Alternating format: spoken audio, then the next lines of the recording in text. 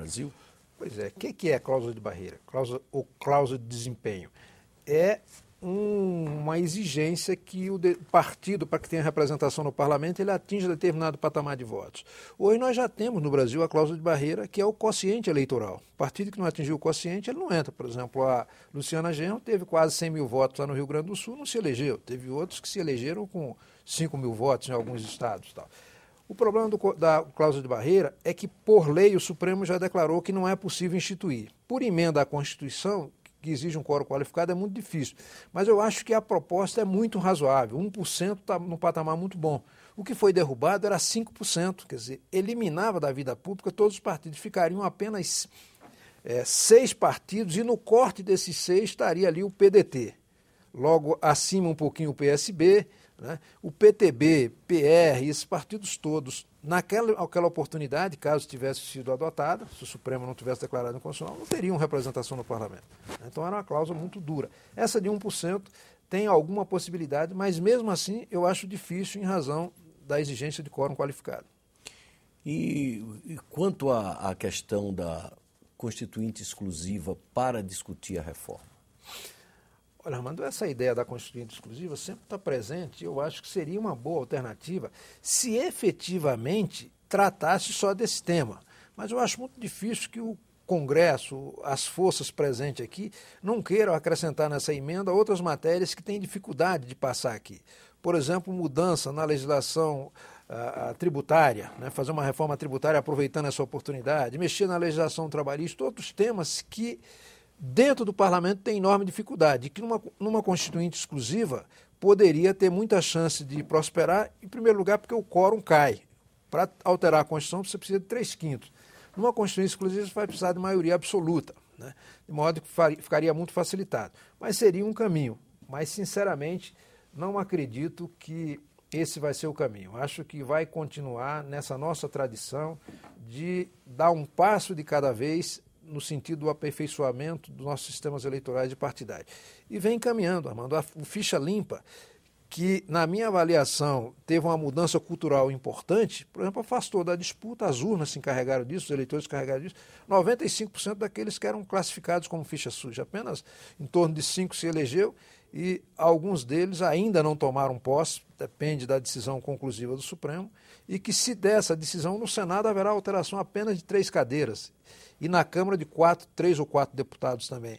Não é substantiva, mas a mudança cultural já foi muito importante. E ela, independentemente de qual seja a decisão do Supremo, na eleição de 2012 para os prefeitos e vereadores, já se exigirá um exame da vida pregressa, mesmo que o Supremo declare inconstitucional para a eleição anterior, de 2010. E quanto à questão da fidelidade partidária, quer dizer, evitar o troca-troca partidário, sempre é uma discussão também que sempre volta à tona, e agora se discute abrir uma janela para que em determinado período os deputados possam migrar de uma legenda para outra sem correrem o risco de perderem seus mandatos.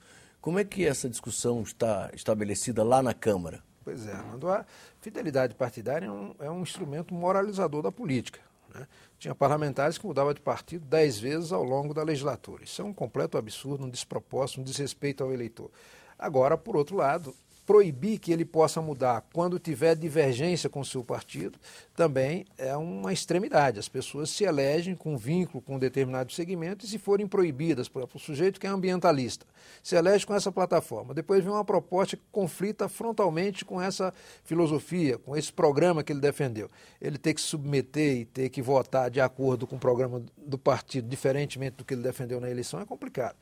Agora, por outro, deveria ser permitido nessa hipótese de conflito inconciliável. Eu acho que janela é oportunismo. E se a oposição concordar contigo, com isso será o fim dela, porque migra em profusão para a base do governo, para algum partido da base do governo. E hoje o governo já tem apoio de sobra, basta ver a demonstração que deu na votação do salário mínimo na Câmara dos Deputados. Então, acho que esse tema não interessará, na minha avaliação, ao PMDB, que é o principal partido, ao próprio PSDB e ao DEM, não interessa isso. O PT, como tem segurança que ninguém sai, para ele vai ser indiferente. Mas para os outros o risco de que percam quadros é significativo. Toninho, nós estamos chegando ao final da nossa entrevista e se formos fazer um balanço ponto a ponto, estou achando que essa reforma não vai sair, porque sobre cada ponto as controvérsias são fortes e os interesses contrários também são muito fortes. É verdade. Esse é um tema, não é à toa que toda vez que tem um escândalo ou quando há substituição de governo e o Congresso toma posse, ele retoma para a agenda. É um tema recorrente. Há um consenso na sociedade, né, e no próprio parlamento sobre a necessidade da reforma e até sobre a urgência, mas nenhum acordo a respeito do conteúdo. Cada um tem o seu modelo. Quer dizer, no momento em que se fala em moralizar partido político, aparece uma proposta de distritão, que é exatamente o contrário dessa tendência. Mas eu acho, Armando, de qualquer maneira, que haverá avanços. Por exemplo, acho que esse assunto do fim da coligação na eleição proporcional tende a ser votado. Eu acho que os grandes partidos sentiram que podem ganhar com isso. Acho que essa questão da fidelidade vai ser melhor equacionada, melhor resolvida, e tomara que se evolua para uma situação em que haja financiamento público, que é a única forma, na minha avaliação, de tornar a disputa mais equitativa, mais equilibrada, reduzir a corrupção, né, e, principalmente, permitir que o governo não fique refém de financiadores de campanha e o próprio Congresso. Se os telespectadores quiserem mais informações do DIAP, qual é o acesso? Pois é, nós temos no nosso portal uma cartilha explicando um pouco o funcionamento do sistema partidário e eleitoral brasileiro, e é o portal www.diap.org.br. Lá tem uma série de informações a respeito do desempenho dos parlamentares e também artigos e análises com relação a esses diversos pontos em debate em torno da reforma política. Muito obrigado pela entrevista. Nós vamos continuar acompanhando naturalmente esse assunto que vai desembocar aqui no Senado e que certamente vai provocar bastante polêmica. Okay. Vocês acabam de assistir uma entrevista com Antônio Augusto de Queiroz, diretor do DIAP. E o tema da nossa conversa foi justamente a reforma política que mais uma vez entrou em debate nas duas casas do Congresso Nacional. Os telespectadores que quiserem encaminhar sugestões, comentários ou críticas podem fazê-lo acessando o nosso portal www.senado.gov.br/TV. Até um próximo Cidadania.